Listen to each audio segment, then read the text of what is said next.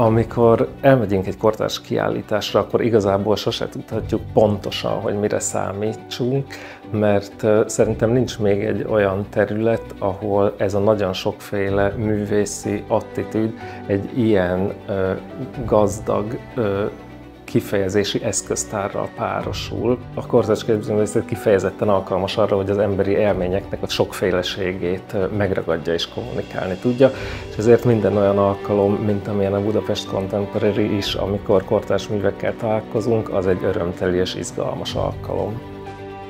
A legújabb munkáimon is ilyen nagyon személyes és érzelmekkel teli szituációkkal foglalkozom, amit állatokon és állat-ember hibrideken keresztül tudok a legjobban kifejezni.